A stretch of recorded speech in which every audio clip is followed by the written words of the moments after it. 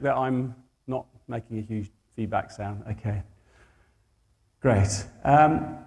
As I mentioned, Passion for Bolton is not about just the churches doing something. It's about working with other partners. It's about working with the council, the public sector. It's about working with the private sector. It's about playing its part in the town. And I think what Christiana put across very well is that the new thing that we need to learn is how to be a team together, how to really work together to solve global problems, big problems. So on that, Grant is going to come and speak to us. Grant is involved with a project that has actually been one of the things that Bolton Council has helped us find some money for some of the work that we need to do to join up parts of our community. And Grant's working down in Farnworth on the Flower Estate. Grant, I'll let you introduce yourself and share what you're doing at the moment.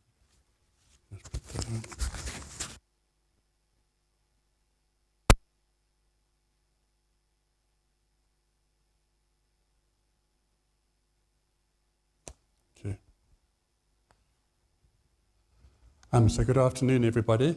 My name is Grant. As you can tell, I'm not originally from Bolton. I'm originally from South Africa. My wife and myself, we moved up to Bolton in January last year after spending 18 years living down in Surrey. And one of the reasons we moved up to Bolton was to get involved in the community and in particular working on the Flower Estate in Farnworth. So in March this year, Mark asked me to help him with getting the Groundbreakers project started. It's a project which St. George's Church in Daisy Avenue has helped to pioneer. We started in March this year. So the idea of Groundbreakers is it's a collaborative initiative. The idea is we want to partner with local community groups, residents living on the Flower Estate, or to collaborate together to try and make the Flower Estate a better place to be. In the past, the Flower Estate from what I can gather, used to be the place to be. There used to be waiting lists for people wanting to move onto the Flower Estate. And our aim is to try and make a small difference on the Flower Estate, to try and get it back to what it used to be. And I know that's a big goal. The Flower Estate is nothing like it used to be, but if we can make a small difference as part of the Groundbreakers, then I guess that's all we're trying to do. If we can move on to the next slide. So at the moment, our main project is we're offering a free garden service to residents living on the Flower Estate. So we go out on Mondays and Wednesdays, helping residents who've approached us, cutting the grass, weeding, just generally tidying up the gardens as much as possible. And at the moment, we have 7 properties which we are working on a full-time basis. We've got another list of about 10 properties which we are waiting to start on, and the numbers keep growing. We constantly get emails from different people, even people outside of the Flower Estate at the moment, asking if we can help them, but at the moment we are just focusing on the Flower Estate. So again, as Mark said, the idea of Groundbreakers isn't to do all the work ourselves. We're looking to partner with as many groups that are willing to work with us. And in the picture here, one of the groups that we have formed a good relationship with is Bolton College, which is a college based in Bolton. They are currently working with adults with different degrees of learning difficulties. The top left and the top right are 2 of the classes that have come over to help us along with their teachers. I think the learners really enjoy getting out and learning a bit of gardening. I guess it's better than being in a classroom. So we're really grateful for the relationship that we have with Bolton College. We also have connected with Willow Hay Project. Willow Hay Project, just off the Flower Estate, have been very kindly donating us whatever garden tools that we want. So I go in on whenever we're doing our gardening, and they basically let me go in and help myself to whatever garden tools that we want in order to go out and to be able to do the work. We've got one of the pictures there was one of the ex-Bolton College learners who's now finished at the college, but he's looking to get work experience. So he's asked if he could come along and help us on gardening, just so he can get some experience in gardening, which is one of the areas which he would like to try and get work in the future. And again, we just volunteers from within the community have helped us out from time to time, just being part of the project. Our next picture shows you just some of the Groundbreakers team, and we've got a really good core group of people from St. George's and other places as well who come along and help us to time whenever they are available. And we're always looking for new members. If anybody would like to join us and be part of our team, do get in contact with us. We'll be more than happy to speak to you so that you can get involved. If we could maybe do the next picture. One of the key things again with our Groundbreakers project isn't just to do the work. We really want to engage with the community. And in the summer we did a free car wash service. So fortnightly we would base ourselves on the roundabout on the Flower Estate where residents could come and have their cars washed for free. And you'll see we had amazing opportunity to chat to the residents, to build up those relationships. I just want to focus on the left-hand picture. There's a man called Sean. And Sean is a man who's an ex-serviceman who has been through a really hard time over the last couple of years. My wife and myself met him in one of the running groups in the area, and we invited him to come along to the car wash, and he brought his children along. And Sean is somebody who's never set foot in the church before. He's not a Christian, but through the running group and the Groundbreakers project, he's now attending another one of the projects based out of St. George's, which is the Bolton project.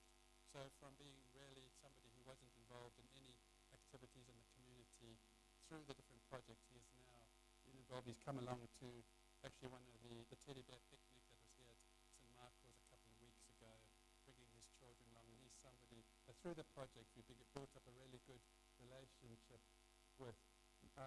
We've done things like litter picking, car washing, and we're now doing a garden project. And through the people we're meeting in the gardens, they too are beginning to open up to us. There's one lady in particular who in the last couple of weeks shared the story of how a couple of years ago her family had been on holiday, and their son, who was only 13 years at the time, him and his brother and a couple of friends went swimming in a lake in Austria, and sadly the young son ended up getting caught in the weeds and drowning. And we were able to, through the relationships that we had built up with her, to be able to offer support and just be able to help her as she went through the anniversary of her son's death this year. And again, she's one of those ones who's just wanted to show, give thanks to us. Actually, whenever we go there, she's always wanting to make us food, giving us biscuits, stuff to drink.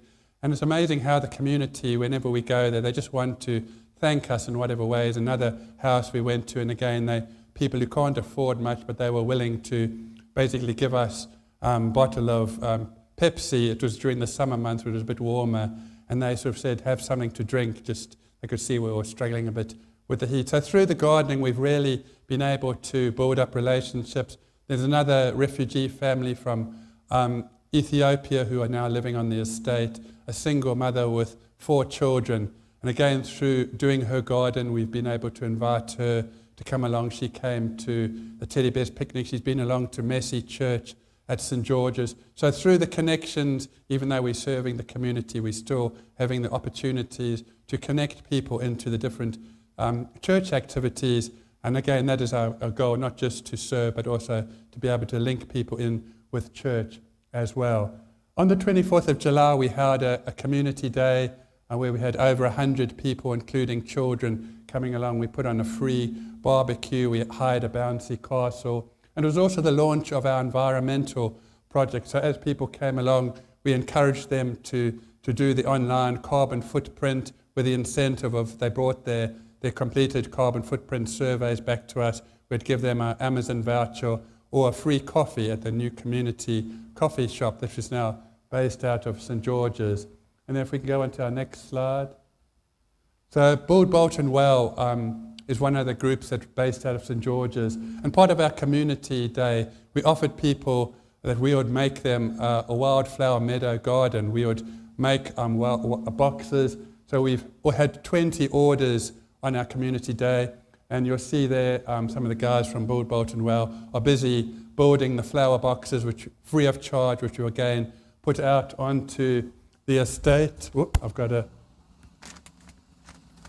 So this is an example of one of the flower boxes. We've done them in 1 square meter. This is the 75 centimeter, and we've also done them in 50 centimeters. So they're now ready for distribution to take out onto the flower estate. We've been in consultation with the Lancashire Wildlife Trust and also Bolton at home, and they've advised us on the different wildflower seeds which are best for planting and making wildflower meadow guiders. And that's just another way of trying to improve the environment on the estate through the wildflower gardens to bring more insects and bees. And generally we're trying to work with the community to help them with environmental issues, we did the plastic-free July incentive earlier on in the year, where we're just trying to encourage the community to reduce waste and have less impact on the environment. So the next slide. So as I said, we really have a love for our community. And so the community is showing their love back to us. And so through the food, we've had some people been very kind to us, donating us gardening tools. We've had 2 lawnmowers donated to us. We've had a whole lot of other garden tools which the community have just, again, in thanks for what we're doing, they've said, we have this, could you use this on the project on the flower estate? So as we continue to grow and we get more gardens which we are working on, of course we are needing to get more volunteers and more garden tools. So again, it's a bit of a plug. If anybody knows of anyone who would like to donate any garden tools that you're not using, or if you have a couple of hours and you'd like to come and help us do some gardening, even if it's just half an hour, do get in contact with us. We'd be really pleased to hear from you. And then on to the last slide. So how can you help us? So I guess, first of all, you can follow us on social media. We have a Facebook page and Instagram, Team Groundbreakers. So if you put that into Facebook, you'll come up with our Facebook page and you can keep track of the different activities which we're doing. Of course, you can volunteer your time, or if you have any garden tools that you'd like. And if you'd like to pray for us and the opportunities that we have with the community as we build up those relationships, ultimately we do have the opportunity to share with people about the Christian faith and to direct them towards churches as well. So thank you for the opportunity for just being able to speak to you this afternoon.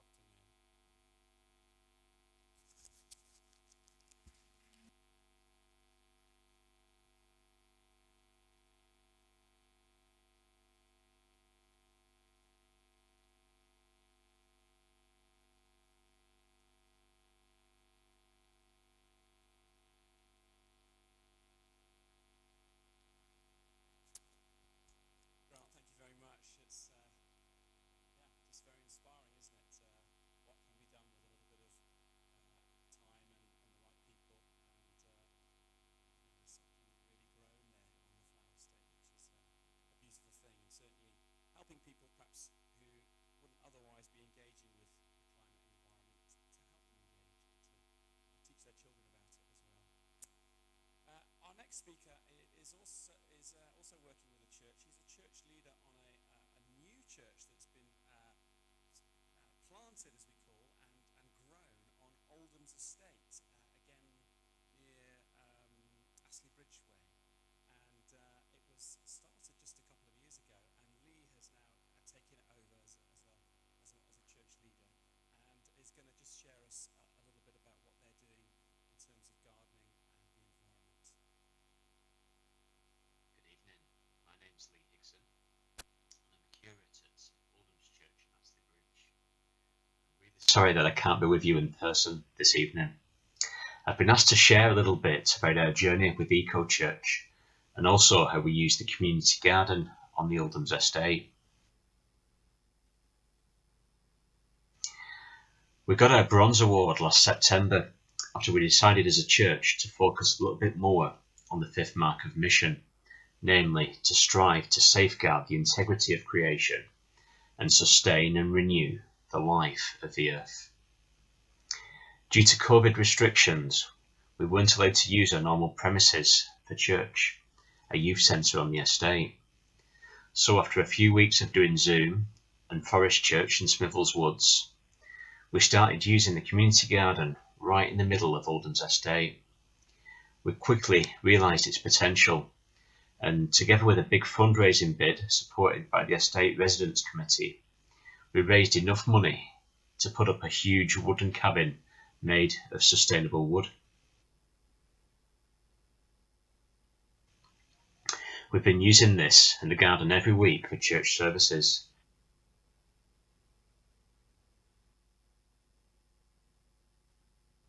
Recovery group meetings, and even late night candlelit prayer meetings. Last week we invited residents on the estate to the garden and had over 50 people come to our first ever coffee morning, whereby we raised money for Macmillan.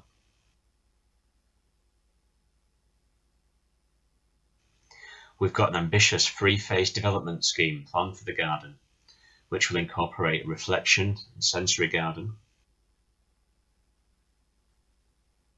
an orchard, a covered communal shelter around a new seating area, and a woodland area where kids can build shelters, explore a treehouse, and enjoy being in the wild right in the middle of our estate.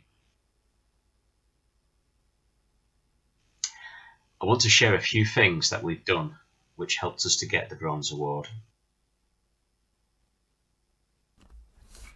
As a church, we've got involved with something called the Secret Garden Project. This was an area of wasteland on the estate which is slowly being transformed into a real haven for nature and a place for tranquility. There are raised beds for vegetable growing, and there's also fruit being grown there. There's a big seating area which is a great area for social activities and community activities. As a church, we've organised work mornings whereby we go in groups to just tackle the weeds, cut down the hedges, tidy the place up and make it nice. And this is something that all ages have got involved with. As a church, we've also been intentional about holding Creation Sundays, whereby as a church we collectively remember creation and our duty of care towards that creation.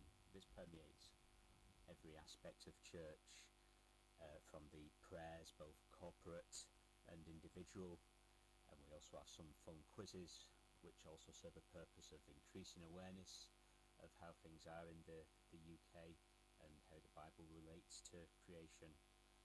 And we also have all our worship centred around creation, so songs like the Butterfly Song, 100 Billion Reasons, You're Beautiful. There's a lot of choices out there. But that's not the end of the journey.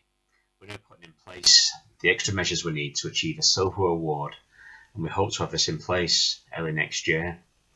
As of September 2021, there are 28 churches in Bolton that have registered on the Eco Church scheme, and 6 of these have now achieved the bronze, or in the case of St Maxentius in Bradshaw and the Lighthouse Church in Dean, the silver awards. It's a scheme that the whole church can get involved with, and you'll probably find that you're already doing many of the items on the survey that will get you the points for the award. I really believe that Eco Church is the most practical way for us to demonstrate that the church is serious about stewardship and safeguarding the integrity of creation. So I'd urge you all to take this idea home to your churches and get involved. Thank you. Good evening.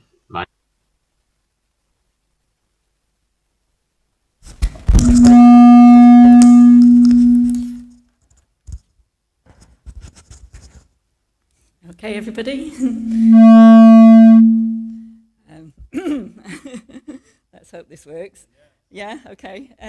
Yeah, so it was good to see Sean, I think, on a photograph there with a bin liner and litter picking equipment. And I've noticed a lot in Bolton how much cleaner the streets are. I've noticed people with bags and litter picking and smiles on their faces. And I know that this isn't just about keeping our streets cleaner, it's about community, it's about pride of place. There's a lot to the green umbrella, which a lot of people have heard of. I'd love to introduce Barbara Hackett now to come and speak some more.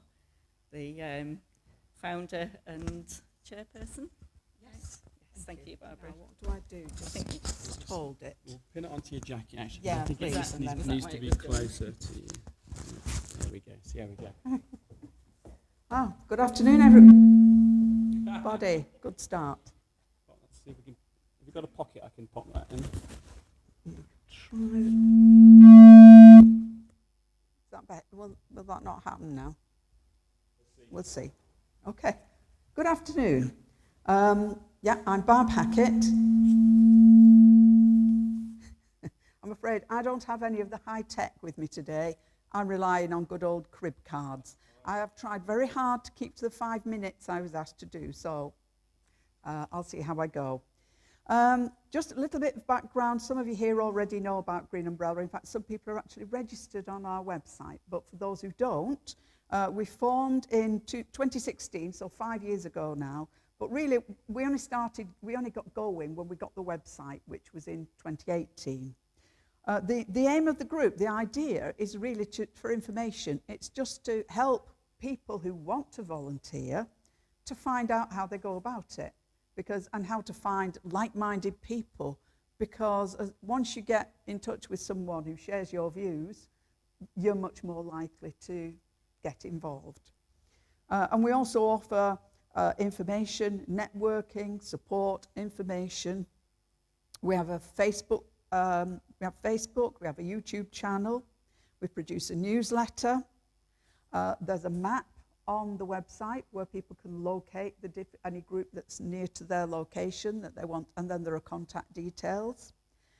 We've also donated £25,900 to local groups, funding being provided by Bolton Council. And we now have 119 groups registered on our website, and they range, it's not just litter picking, it's a long, long way from just litter picking. We have community gardens, in bloom groups, right through to the big, well-established conservation groups we've got in Bolton, because we're so lucky to have fantastic green spaces all around Bolton. But to me, Green Umbrella isn't just me and the few people who do the things I've just described. It's all the people out there. It's you people who've been talking today, that some of which I didn't know about. But to my mind, Green Umbrella, the concept, the idea, is that everybody in Bolton who's doing something, even if it's just picking up one piece of litter from the street, you're part of that umbrella, you're part of that move to improve our town, to make it cleaner and greener for its residents. So what impact does all this have? Well, we've already been here. It always amazes me how much things dovetail together. As we have meetings like this, you think it resonates, what you've said and what Grant said. It all resonates. Physical health, activity for the volunteers themselves, but also the huge benefits of mental health and well-being of other people, of the volunteers, but also the general public, because they benefit from cleaner streets and from the planting that the In Bloom groups do, and the community gardens and the green spaces. Everybody. That's why I think the environmental volunteers are different from other special interest volunteers, although they do a fantastic job. But what the environmental volunteers do is it benefits everybody, every single resident of the town and every visitor to the town. It brings back community spirit, pride. It helps people to take responsibility. But what I'd tried to do when I was planning for this was think, how does this relate to climate change? Because lots of people will say, yeah, well, it's all very well. Yeah, okay, you plant some trees, you pick some litter up. How is that helping climate change? But of course it does. The climate change strategy that was just last week, I think, produced by Bolton Council, mentions all the way through, there are references to volunteers and the huge contribution that volunteers make. And incidentally, Bolton Green Umbrella is mentioned several times as well. And the appendix at the end, there are 7 case studies there. And 6 of those were provided by groups that are registered on Green Umbrella. And the 7th one is the Woodland Trust, the fantastic project that they've got over at Smithills. But there is also a Woodland Trust volunteers group, and they are registered on Green Umbrella. So it really is becoming a movement. So I wanted to home in on just a few types of group and think, right, how do they help with the environmental challenge? Conservation groups, well, of course, they're doing tree planting. There's so much tree planting going on. Smithers Estate alone, although it's not necessarily volunteers, but volunteers have certainly done a huge amount of the work, have planted 130,000 trees. And many, many more. The City of Trees are also have massive programs going on for tree planting all over Bolton. Wildflower meadows have already been mentioned. Of course, a massive benefit on bees of having wildflower meadows. They're restoring ecosystems and habitats for all kinds of creatures and animals. They're cleaning up rivers and waterways and ponds. So huge effort by conservation groups, huge contribution. Community gardens and allotments are growing food. Again, as we've already seen from Grant's presentation, they're cleaning up areas of waste ground, making it safer, well, beautiful to look at, but safer as well for local residents, for the children playing, and also fantastic for wildlife. They form part of the wildlife corridors. A big thing, which I absolutely love, is hedgehog highways. You know, there's lots of groups, and I know, who was it who just mentioned Burtonshaw? Was it Lee?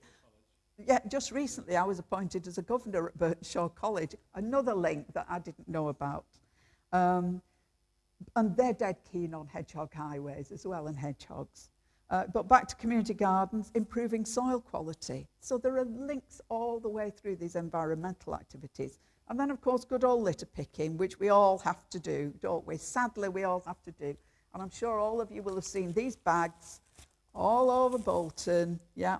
And the hoops that are provided by Bolton, these are provided by Bolton Council, and so are the hoops. And the idea, for those of you who don't know, is that it's volunteers who do this. We hang a bag on the hoop.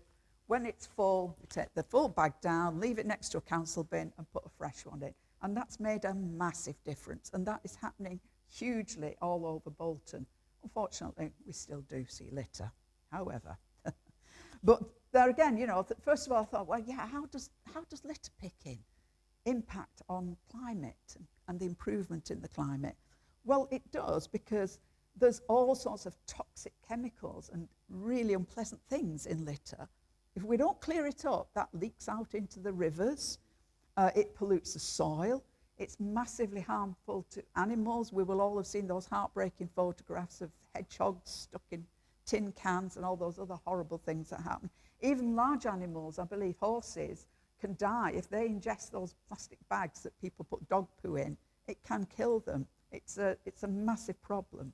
And litter picking also helps to restore wildlife habitats. There was a nice article a few months ago in the Bolton News of a group that I know, actually. They cleared an area up, and just as they were finishing off, a heron came flying in. It was a waterway, and the heron came in, and it was as if the heron was saying, yeah, thanks, good job. So why is this network important? Well, as I've already mentioned about information, giving information to people, and from what we've talked about today, I think we need to have further conversations, because we can promote so much more. There's a lot more to do.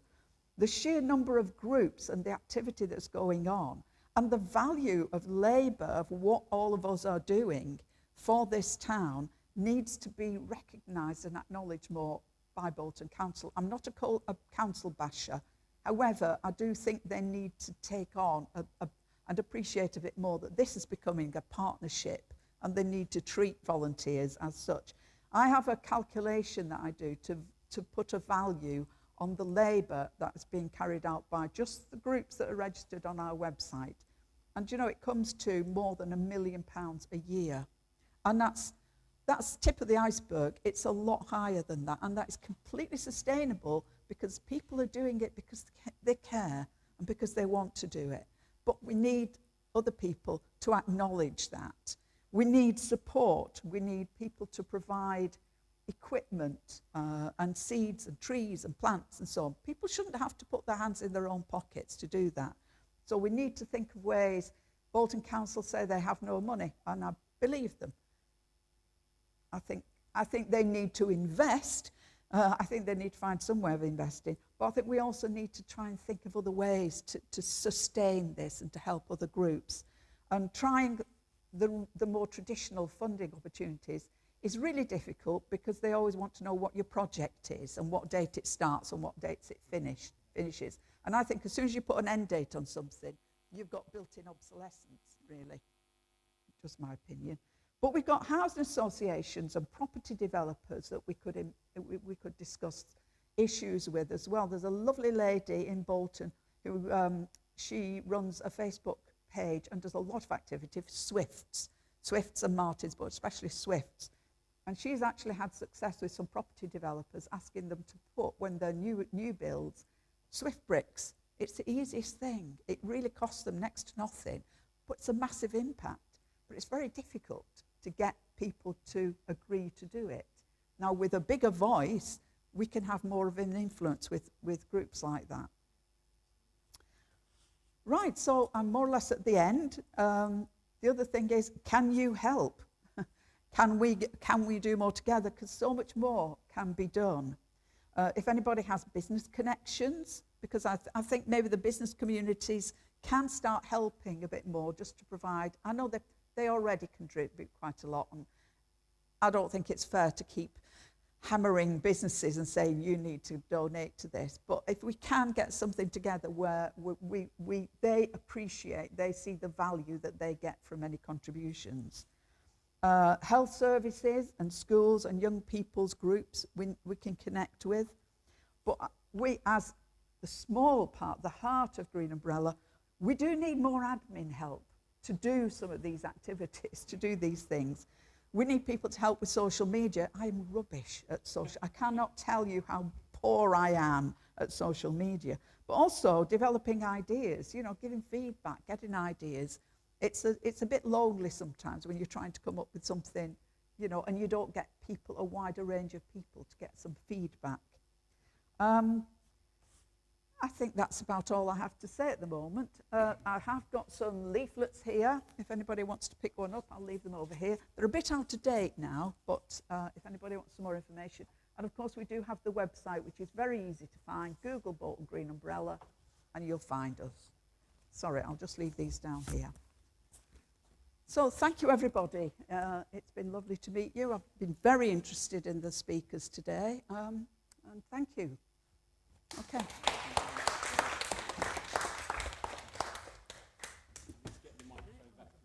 Oh yeah. Oh, I didn't hum again, did I? I didn't make that awful feedback noise. Maybe solve the problem for us. Yeah.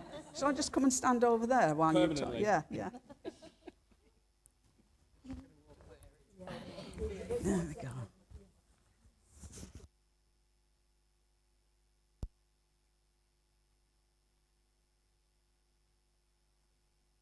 Is it me again?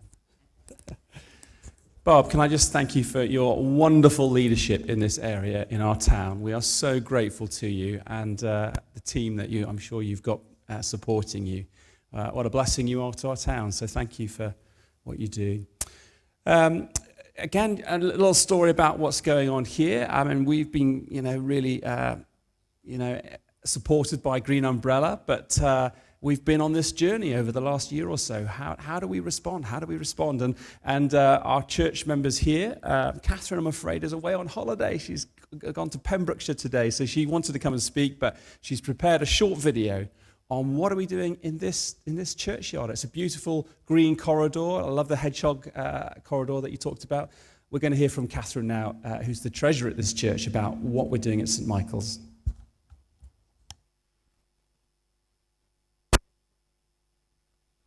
I'm Catherine Fox from St Michael's with St Bartholomew's Church in the Seven Saints Diocese. The Churchyard Conservation Project at St Michael's sets out to offer the people of Great Lever a small, tranquil oasis where they can appreciate the natural environment and wildlife. It has been proved that being out in nature is good for both our physical and our mental well-being. As Christians, we believe it is our responsibility and our joy to care for creation, especially at this time of climate breakdown and frightening loss of biodiversity. St Michael's is registered as an eco-church with AROSHA, the Christian Conservation Organisation, to be a champion for caring for the environment. The church sits within a heavily urbanised and multiracial area with pockets of deprivation. It is flanked by 2 main roads and a railway line, but despite this, the churchyard forms an important link in a chain of green spaces stretching across Great Lever and Farnworth. So what have we been doing at St Michael's? Earlier this year, we were lucky enough to have 2 owl boxes made for us by Build Bolton Well, which is a church-led construction group for people looking for work experience. We've also placed smaller bird nesting boxes, together with bee houses and log piles for spiders and beetles around the churchyard. We have put up several feeders to support birds throughout the winter months. This spring, the grass was left uncut for No Mow May. This improved the biodiversity of the churchyard by ensuring there were flowering plants to give a vital source of nectar for birds and for bees and other insects. As a result, we saw a greater variety of wildflowers than ever before, producing a stunning display of colour. We are extremely grateful to Mrs. Hart, the head teacher of St Michael's School, for providing a splendid notice board for church and school to share. It now houses a poster illustrating some of the plants and animals that can be found in the churchyard. It is really encouraging to see church and school coming together in this way. Last week, over 100 5- and 7-year-old children and their teachers from St Michael's School spent a morning with us. They were able to follow a nature trail around the churchyard and do craft activities and nature quizzes inside church. It was a wonderful and exhausting experience. We hope some of them will have been inspired to look at nature and think about caring for creation.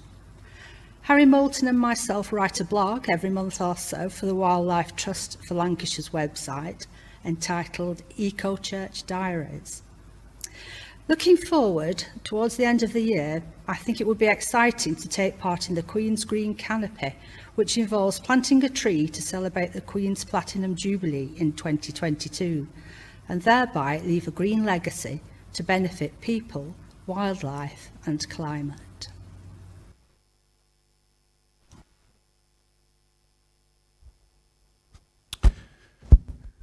It's great, isn't it, to see people grow as champions for climate and environment, and Catherine and the team here are doing a super job, and just we have a wonderful partnership with the school that's next door to us here, and it's such a brilliant sort of thing to collaborate on. It couldn't be anything better, really, so it's lovely to have that relationship with this work. Before I hand over to Rachel Morris to talk about schools work, I thought it'd be great just to introduce you to a young girl called Roxy, who goes to one of our churches and I think is at St James's High now. She signed up with Green Umbrella and got a grant to get some equipment and works with friends of her age. She's only 10 or 11, litter picking around the Farnworth area. She's an inspiration, and we'll just watch this video. Hi, my name is Roxy Atak and I'm the founder of the SPE. This stands for the Society for the Protection of the Earth. Hi Roxy, what school year are you in and where do you do your litter picking project? I'm in year 7 and we do our meetings at Farnworth Library. We tend to do our litter picks all over Farnworth and try and target as much as we can. Can you tell us about why you started a litter picking project? Well, obviously the Earth's in a lot of difficult situations such as deforestation, climate change, litter, ocean pollution, and particularly near my area the litter is quite bad. So that kind of pushed me to think like, right, you need to start making a difference before it's too late. Excellent. And what help have you had so far with your litter picking project? Well, I've had support from family members in regards to securing venues and advertisement. I've also had help from the local councillor who also helped me to secure a venue. And I also had a big massive help from Barbara from the Green Umbrella who gave us a £200 cheque, especially for the club, to spend on things like these fancy high-vis jackets. Okay, and what message would you give for people for caring of our climate and environment? Well, really, if you just want to start helping, the best thing you can do is get out and make a difference, Because if you just stay at home thinking about what you need to do, it's still not doing anything. So just get out there and make a difference.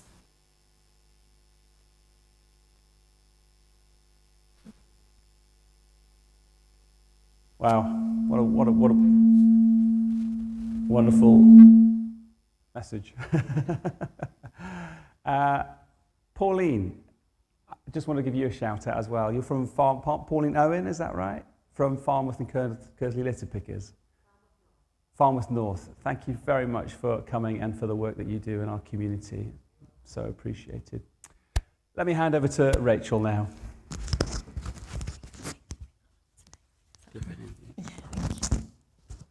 I'll stick that in my pocket. Ready? Yeah. Lovely.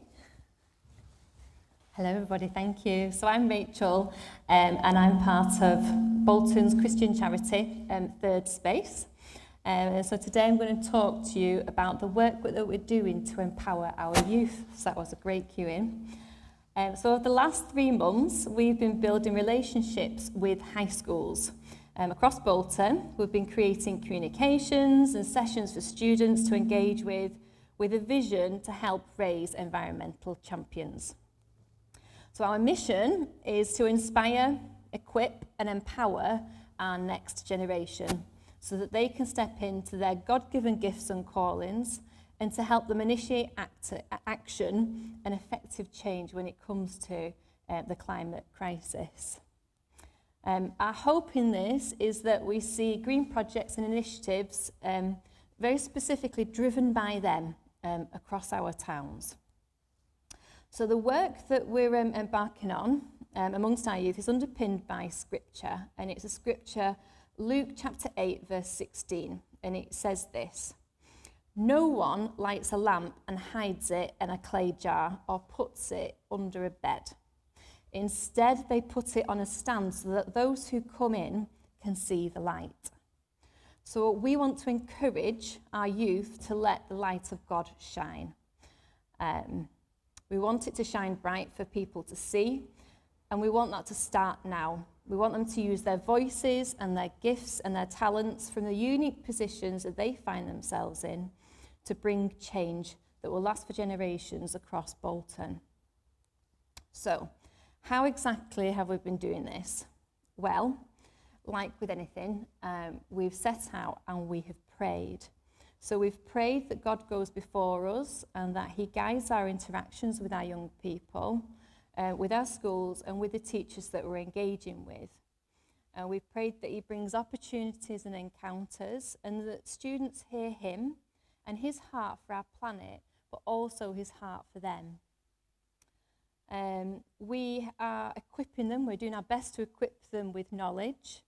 So we're helping to create awareness of the climate issues through sessions in schools, through newsletters, Instagram accounts, any means we can really that we believe that young people will engage with.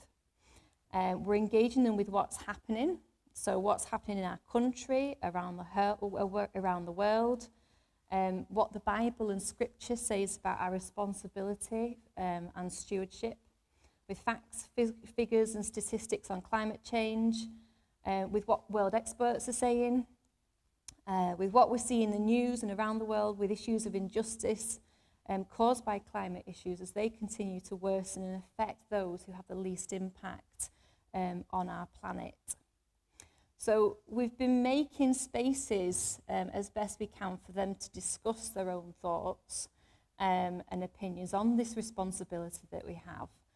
So rather than just tell them how to feel, we've tried to open up spaces that they can discuss and really unpick what their belief is. In essence, we're trying to equip them with knowledge and understanding, combine it with God's word so that they can make their own judgments and their own decisions and look at what they believe is their responsibility for helping to bring about change. Next, we're encouraging them to look first at themselves and the impacts that they have. And we're wanting to cement an understanding that to influence and to lead effectively, it requires integrity. So that it first requires us to look at ourselves, with honesty and humility, and to start walking the walk and the paths that we want other people to follow. So we're trying to sow the seeds that change requires to make good, consistent and intentional decisions. Next, we're encouraging them to look at who God has created them to be, to look at their passions, to look at their desires and the things that they feel drawn towards, and what are their own personal concerns. And we're encouraging them to then move in this and to be guided by it, so that it's from this place and from the place that things as God has put in their heart, that they can rise and that they can bring about change. Next, we're encouraging them to connect. So first and foremost, we encourage them to reach beyond themselves and to connect with God. And then we're encouraging them to connect with one another through action, so that they can start to see how they fit into the bigger picture and how and where God has positioned them, both as individuals and together, so that they can and that they will make a difference. Finally, we are encouraging, equipping and helping to empower them to start to take action. And we want that action to start now. So whether that action is to pray, to set up an eco club, to write a letter to their MP, create a blog, influence their schools to provide a more plant-based diet, we're getting beside them and we're supporting them to draw up their own action plans, and then to continue to actually realise their own visions. And so we're going to stand beside them and help propel these visions through their school communities and beyond. So what can we do as church to empower our youth? Well, I would obviously encourage prayer for our young people.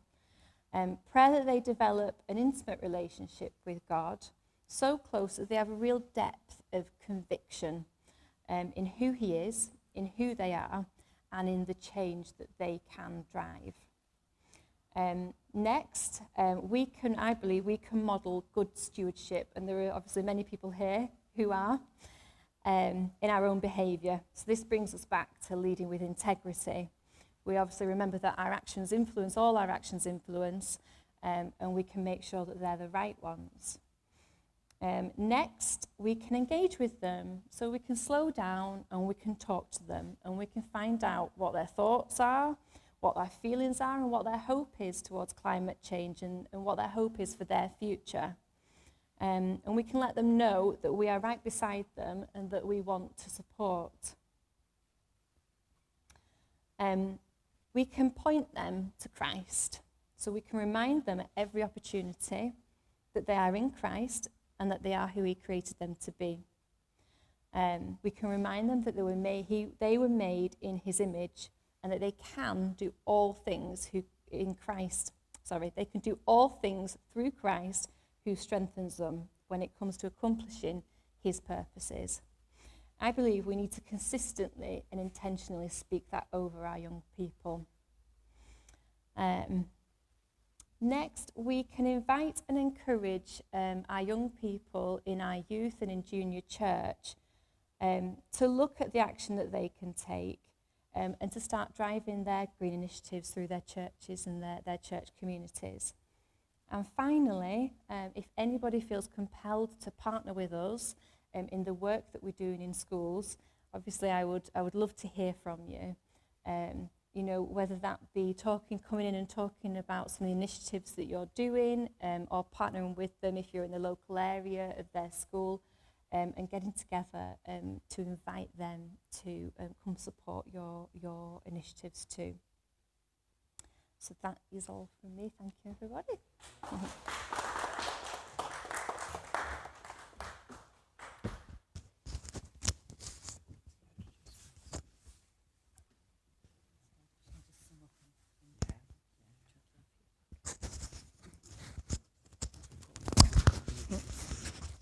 All right, so which one? Oh, Grace. Yes. Yeah, okay. Yeah, it's okay. Yeah, it's okay. I forgot about Grace, yeah. So Grace Thomas is...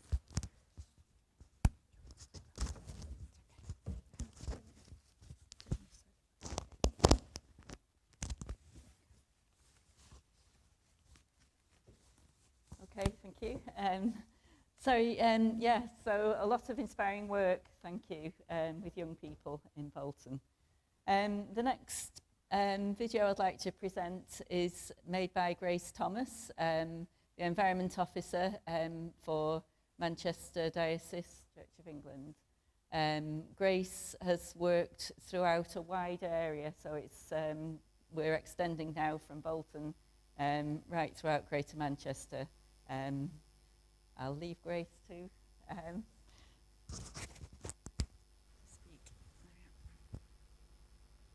Hello everyone, I'm Grace Thomas and I'm one of the Diocesan Environment Officers here at Manchester Diocese.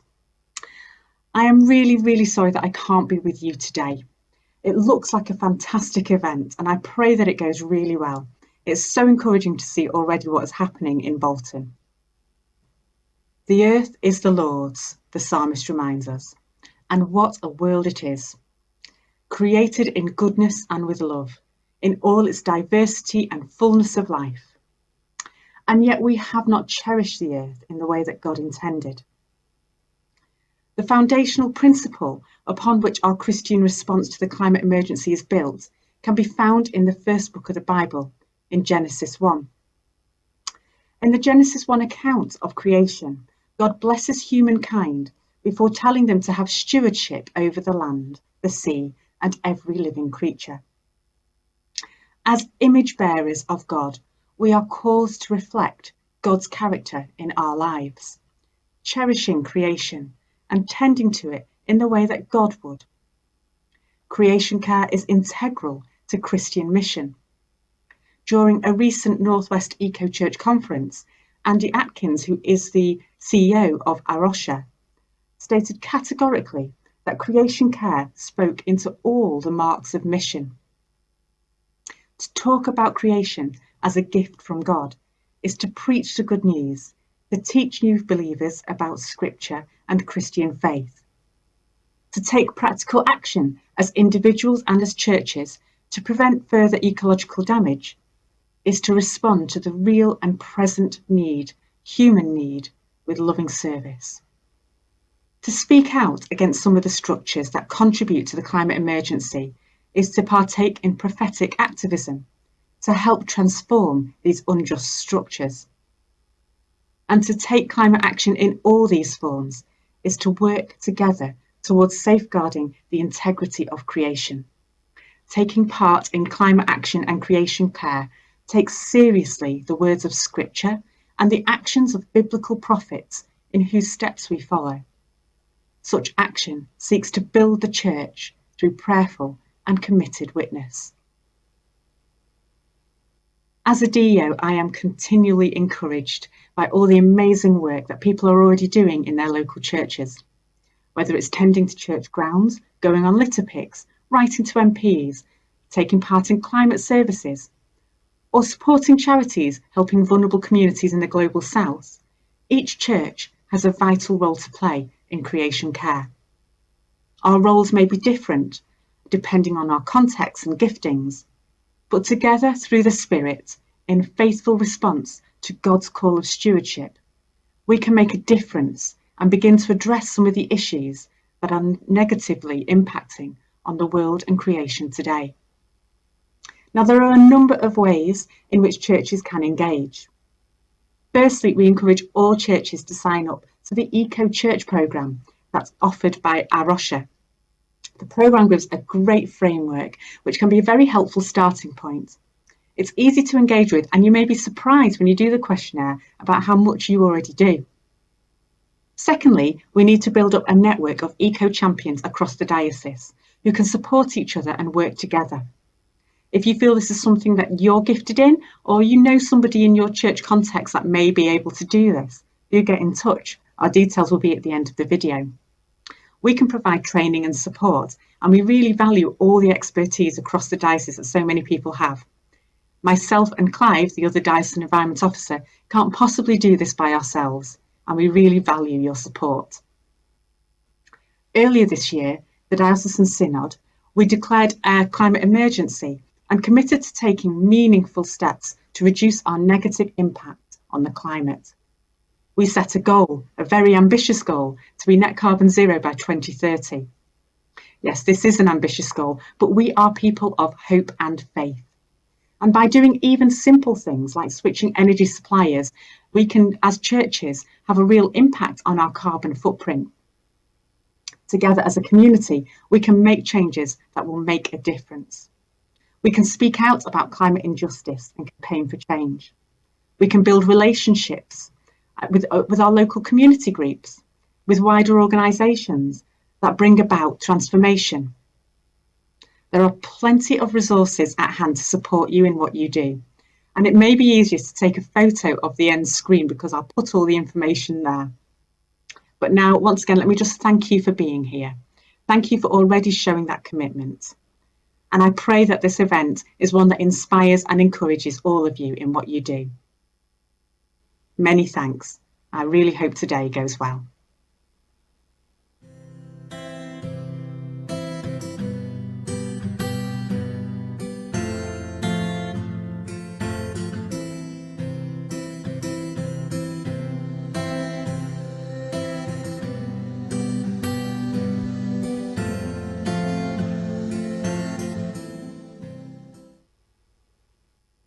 So Grace and Clive, the DEOs, the Diocesan Environment Officers, they were new roles that were appointed a year or two ago.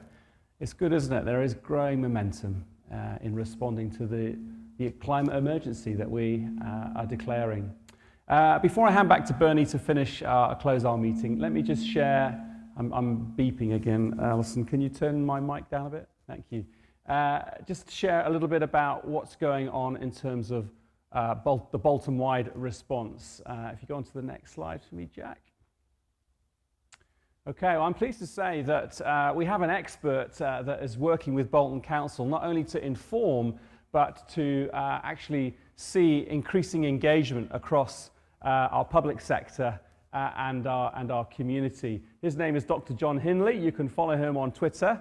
And if you Google what's happening at Bolton Council, I think Barb mentioned earlier that there was a very important meeting that Bolton Council held in the last week, agreeing a plan for a way forward, which is encouraging, and that's been informed by Dr. John Hinley.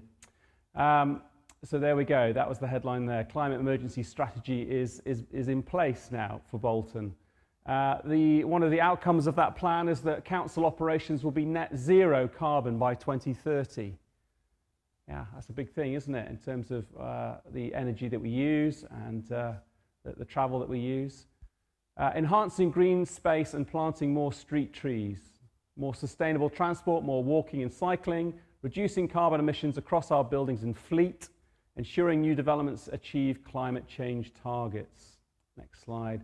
They're also, as part of that plan, are going to promote skills to boost the green economy, support the voluntary and community sector, and volunteer networks to act on climate change. Hooray! That sounds like support for us, doesn't it? As we have been sort of sharing today, I'm a trustee of Third Space that Rachel works for, and whether we're working in high schools or whether we're working with people in the community, our goal is to kind of see them go through 3 levels. As they come to us, we engage with them in what we call level 1. We're informing them, and we're telling them what the opportunities are. Level 2 is when people actually start to respond and they take action. And we can see that that's an important step in climate response, isn't it? And then level 3 is where they're not just taking action for themselves, but they're actually showing leadership. They're influencing others, they're teaching others, they're showing others the way. And obviously, those that have come today, you know, many of us are sort of reaching for that level 3 kind of approach. But our goal is to see the whole town, you know, engage with level 1, engage with level 2, and hopefully, not for everyone, but as many as possible, engage with level 3. If we move people along through those stages in a planned and coordinated way, and I believe the council is trying to do this too, if we work together, then actually we can see, you know, significant change that will hopefully make the difference that we need to make. I want to go on to talk about churches now, because Passion for Bolton represents about 100 churches across Bolton. It's a significant network. And the Eco Survey by Arosha has been mentioned a couple of times today. That's a big part of our strategy, really, to get every church signed up to that. We certainly have with our 4 churches, have done the Arusha Eco Survey and have submitted our surveys to Arusha. And it's a brilliant program because it makes you look at what you're doing in terms of carbon emissions and everything else, but then what are you doing in terms of taking the right kind of actions, the right choices, and showing that leadership that we need to show in our community. So it's a real driver for churches to get us moving forward, and we hope that will we'll see 100 churches do that. I think the figure at the moment is around about 26 churches, and Lee, who spoke to us earlier on the video, is someone who's overseeing that take up across Bolton and recording the numbers. So we're perhaps a quarter of the way there, which is a good start. And most of that has been taken up in the last year, interestingly. So that's, again, a good sign. The Climate and Environment Task and Finish group that are part of the Passion for Bolton project, we produce a newsletter and we run a Twitter account. This video will be on our YouTube site. So again, we're about getting that information out there, getting the encouragement of what's going on and making people aware of the groups in our community that we can partner with. So here's an interesting thing that just we discovered. You know, the soft plastics that sometimes bread is wrapped up in, or bread rolls, or whatever. All sorts of packaging is that soft plastic wrapper that you don't really know what to do with, and you sort of shove it in your bin and it sort of goes, expands again, doesn't it? Now you can recycle that. Did you know that? You can recycle that. And Co-op, I'm pleased to say, are a place that will do that recycling. There may be others, but it's come to our attention that Co-op is one place. Let's just watch this 30-second video on that. At Co-op, you can now recycle soft plastics like bread bags. We can all do our bit for our environment.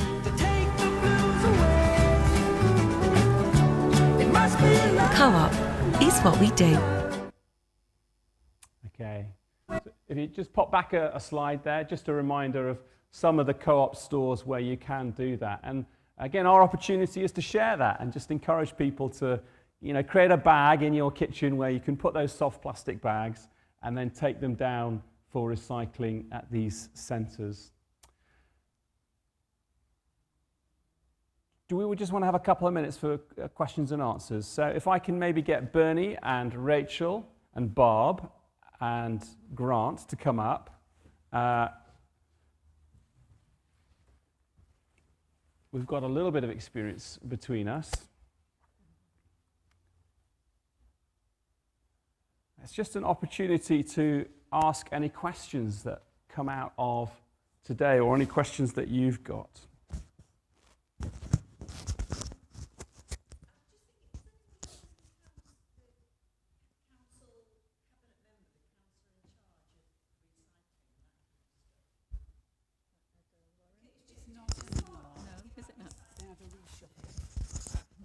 It's not Adele Warren anymore. It's he's a great leaver councillor, Nadim. Is his first name or second name? Do you know, Pauline? No? I don't think so. I can't remember, but it's not. No, he's Harwood.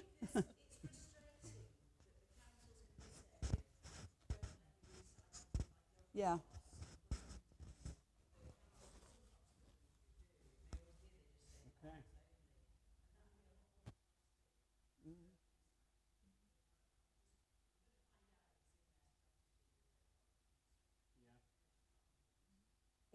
That is on the council website now, I think, the climate strategy. It's actually been posted up. The reason that they don't... the reason that they don't do a lot of plastic recycling is because the waste goes for incineration, which has its own problems, but the contract that the council has made with the incineration company relies on a certain amount of plastic within our waste.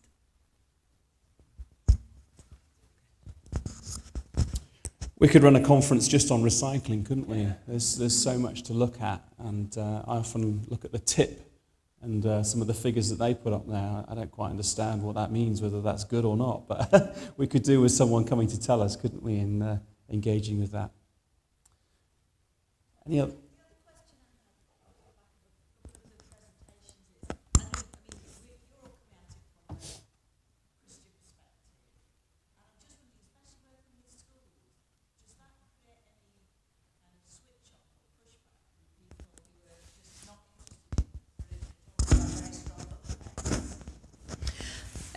That's a good question. So we are, our approach is slightly different. So in Christian faith schools, we obviously engage in conversation about God.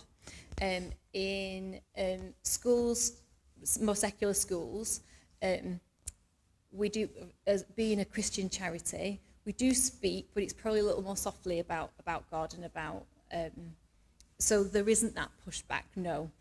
So it is inclusive. I think I personally speak to a degree from my perspective, but say, for example, rather than talking about God explicitly, I might just talk to students about what do you believe your calling is, how do you believe you're wired, so as to ensure that everybody in that environment can and will engage. And I'm also aware that even in Christian schools, students aren't necessarily Christians. In faith-based schools, they're not necessarily Christians. So I kind of will gauge it as I go along, so as not to disengage, or basically to ensure that all students feel included, and so to ensure that inclusive environment. Does that answer your question? Yeah, absolutely, yeah. Absolutely, yeah. Do you get involved in multi-faith groups? So do you mean multi-faith schools?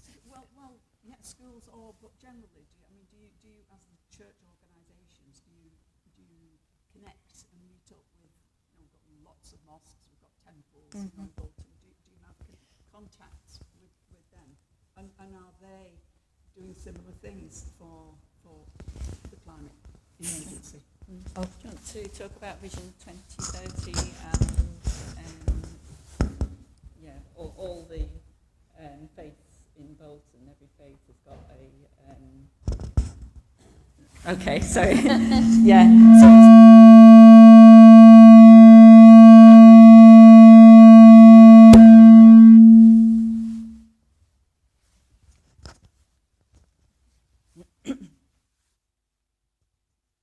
Working now? No. Okay. Yeah.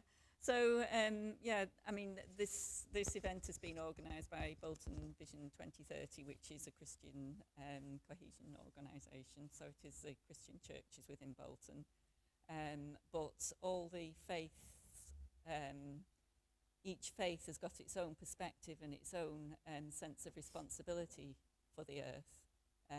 Based on their own faith perspective, and people of all faiths and none right throughout the world sense now this urgency that we've been talking about, that things are not going right, things have to change. We have got 10 years to turn things around drastically, and there is a sense now, I feel, throughout the world in all communities. Today we're just talking about the fantastic projects that we know about in Bolton. So we're not the only ones.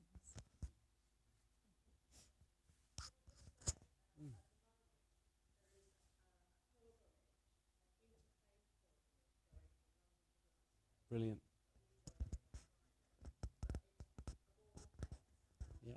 Yeah.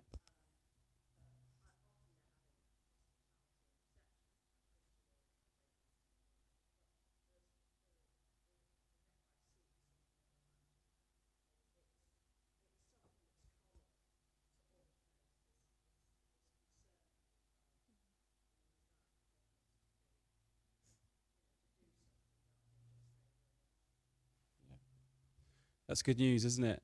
I'm pleased to say that the interfaith work in Bolton is very strong, actually. We have Bolton Christian Community Cohesion that works with the interfaith group at the hub in Bolton. Really good relationships. They work very strongly together.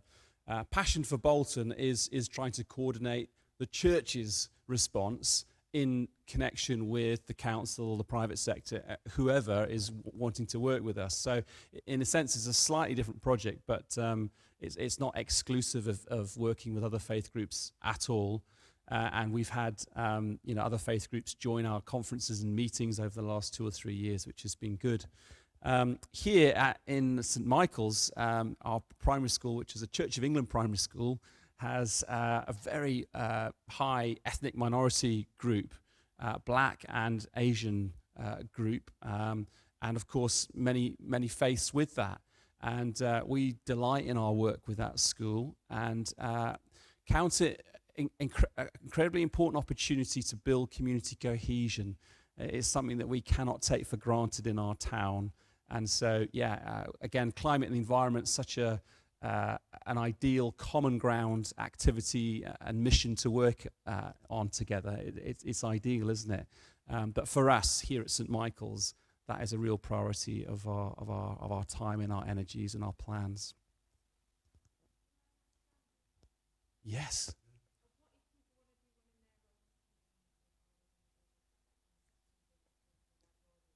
Brilliant. How do you set up something like Grant in your area?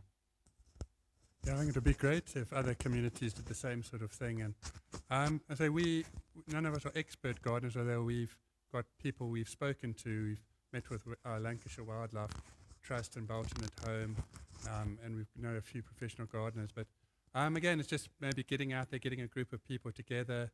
I think it's groundbreakers. If you wanted some advice, I'm saying we could come and give you some ideas of what we did to get started. But I think the more groups like us, the better.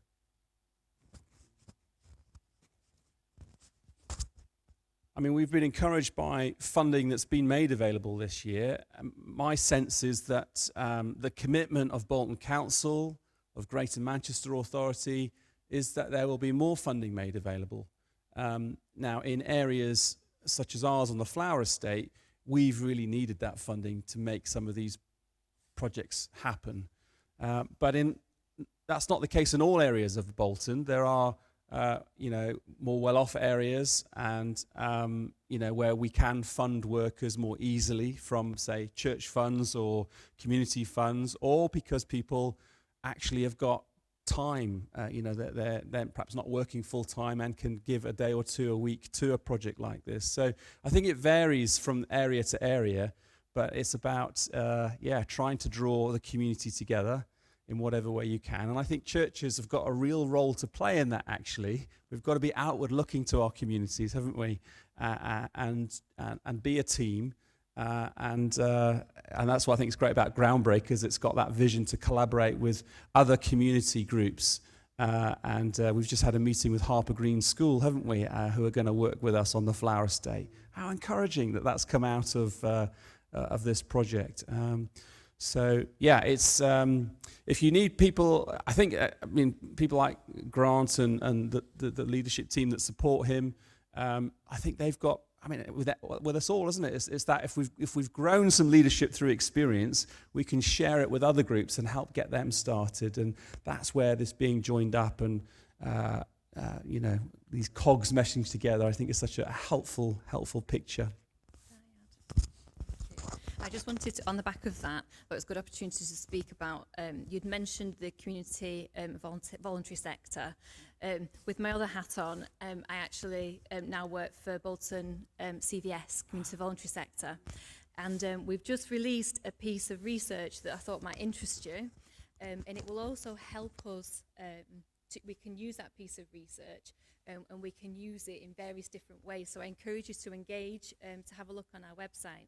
This piece of research is called the Bolton State of the Sector.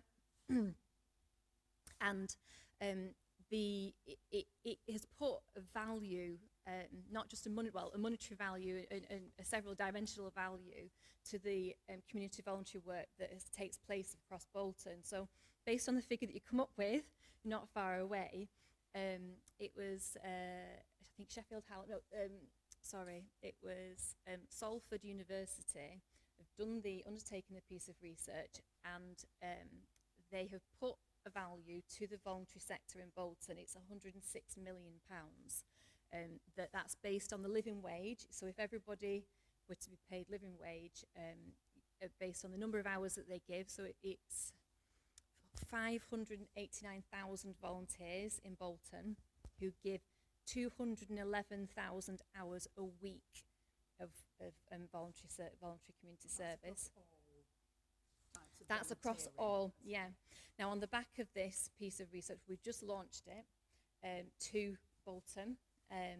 We've had Bolton Council, Bolton CCG, various different members of leadership come and be part of the launch. So they've been presented with the figures. And we are, as an organisation, wanting to kind of take that further and really start to ask for a seat at the table as the voluntary sector.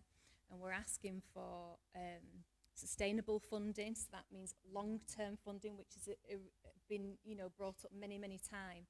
Like you say, in 12 months worth of funding isn't enough for this to really be sustainable, but given the value of the sector and the value that we bring to Bolton, there's now the call to invest more and to really give us a voice, and also for more partnerships and collaboration to take place.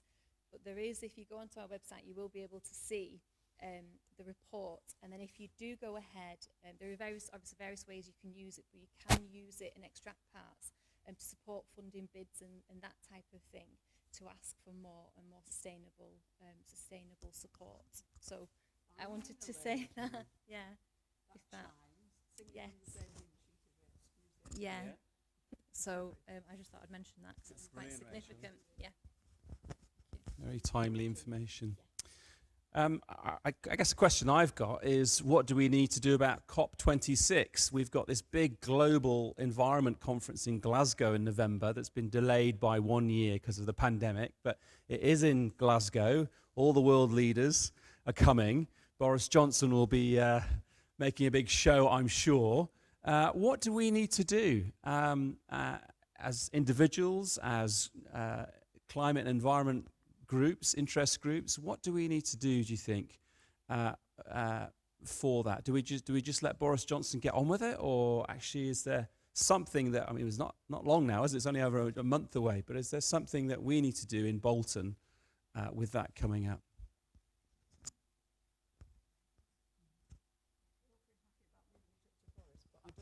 Suggestion, otherwise I'm afraid. Okay. I guess I should just pray. Pray. Yes, I would agree with that. Plus, I do think that writing letters, going on pilgrimages, lots of people just shouting about it in all places that you can puts pressure on world leaders to come to a stronger agreement.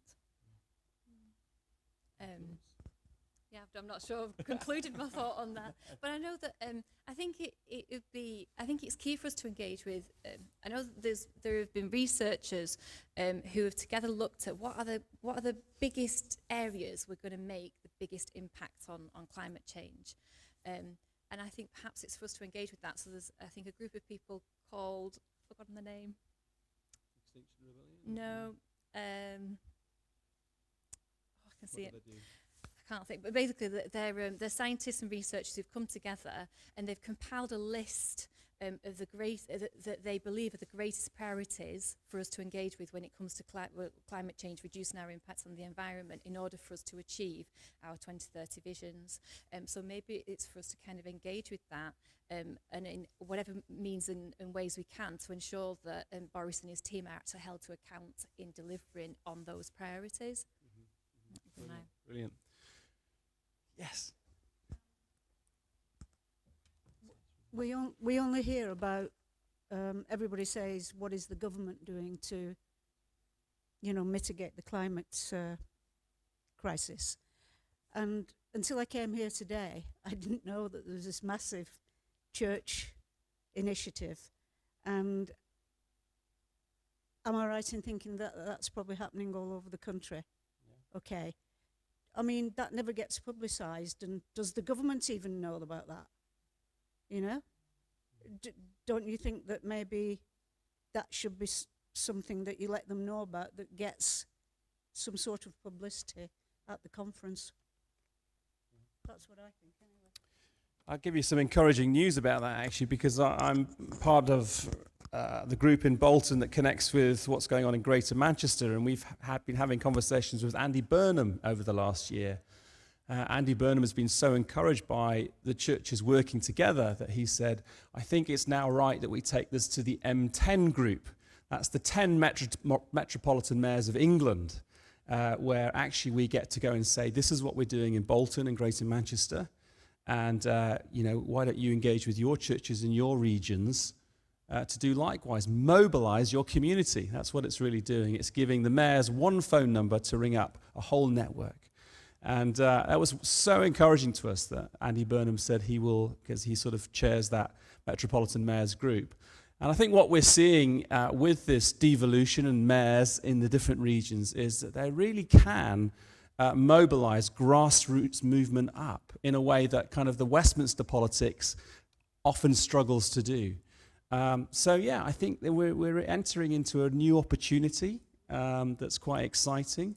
And I hope that it will become more visible, as you say. I think that would be a good thing. But some very encouraging signs, and certainly Andy Burnham is connected to this church network. He's said himself, I'm not a churchgoer myself. He sends his daughter to a Catholic high school, but he's really keen to partner with what this network of Christian churches can do across Greater Manchester, which is.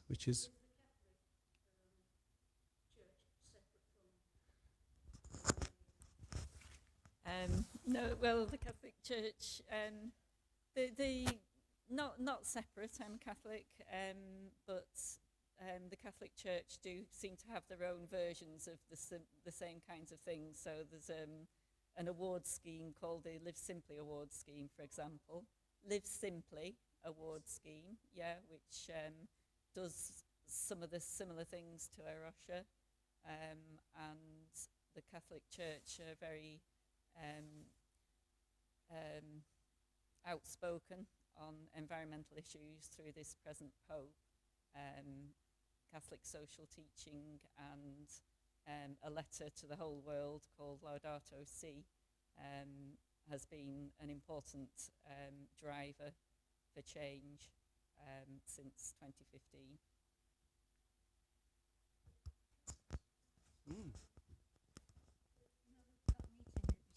Place a couple of weeks ago. Was that just for people, like say, people that were sort of involved, like yourselves and us and that, or could anybody attend it? And if so, what did they do to publicise it? Because I didn't know about it. You mean the council one? Yep. Yeah. I think primarily it was for councillors, wasn't it? The councillors are, and the cabinets that we have in Bolton were responsible for agreeing that plan and approving it. And so it is a plan that has now been approved and committed to. And it is public. You can look at it on the website. And there have been people, experts, who have responded to it and critiqued it and said, good here, could do more there. I think that's important. And some of those commitments that I read out earlier, we need to see how effectively that they're delivered and implemented now. So, as community groups, we need to be able to say, hang on, you've promised this, and we're asking for that support now. What about it? And so there needs to be that sort of review and accountability, doesn't there, going forward? But it's a good start, I think. And I believe it has, yeah. I think you can... I think you can just Google it, to be honest. But yeah, and we'll put it on our social media so you can click the link and read it as well. That would be good to do, wouldn't it? Yeah. I think in terms of COP26, we've produced this video today. We've got another one from a year ago. I think one of our goals is to make sure we get that out in front of as many people as possible, that they've watched it, engaged with it. But I think maybe there may be still room for some campaigning, and I think we need to perhaps think about that as a steering team. What campaigning could we do when the event happens, just to show that we are serious about it in Bolton? We do care about it.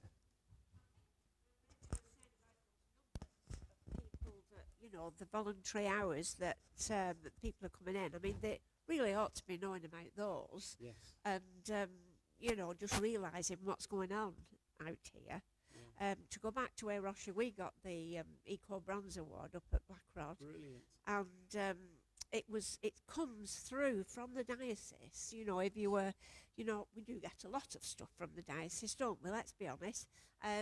But that's where we heard about it, and we got a group together, and you know, have taken it from there. So they are coming through the information. So I'm just thinking, if you know, whoever receives your Manchester Diocese, well, they come weekly, don't they? Updation things, then that's where you'll see these connections come through. Yeah. If you go on the website, you can click on to get the e-news. Just close for us, is that all right? Yes, yeah. Okay. Mm-hmm.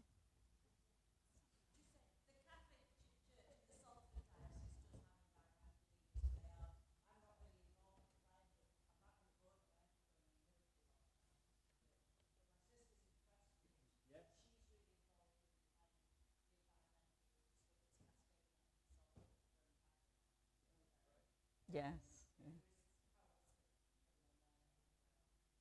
Yeah, so there's a lot of work, and it seems that at the grassroots, bottom-up level, there is a lot of action, and we need the top-down, and we need the connections, as Mark spoke about.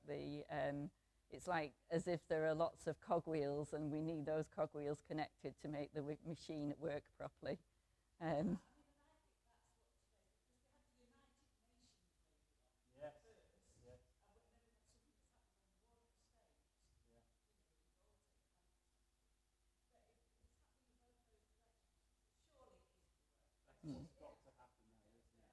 Yeah. There's just one little short notice here. I found out that Andy Burnham is having a Greater Manchester Green Summit on the 18th of October at the Lowry Centre. So if anybody's interested, you can Google that. It happens every year, a Green Summit. So that's for all the Manchester boroughs. So it's been a very inspiring afternoon. We've heard an awful lot about lots of different projects that give us hope. I want to finish in prayer now. I'd like to pray with you in a very quiet way. Take a few moments for a prayer of gratitude as we think of the glorious natural world,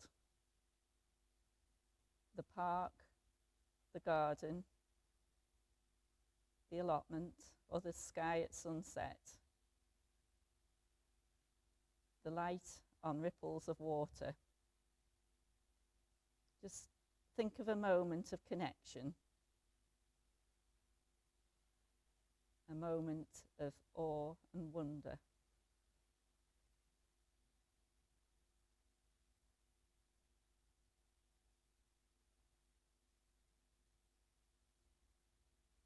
Take a minute for a prayer of grief, of lament,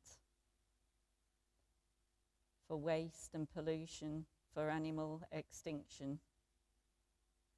Hear the cry of the earth and the cry of the poor. Pray a prayer of sorrow as we are all wrapped up within these problems.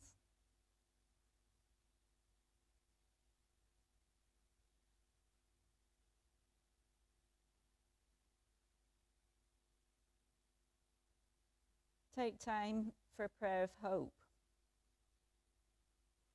A hope that demands action. Action for the sake of the future. Hope for the children that we love.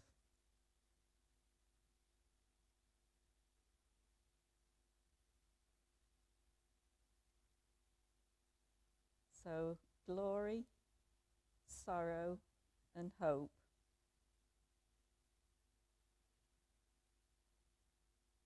May we have light to show us a way within this crisis.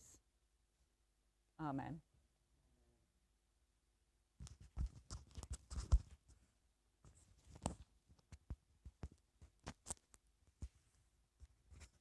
Thank you, everybody. That concludes our meeting. So thank you so much for coming. It's been great to be able to capture this on video and hopefully to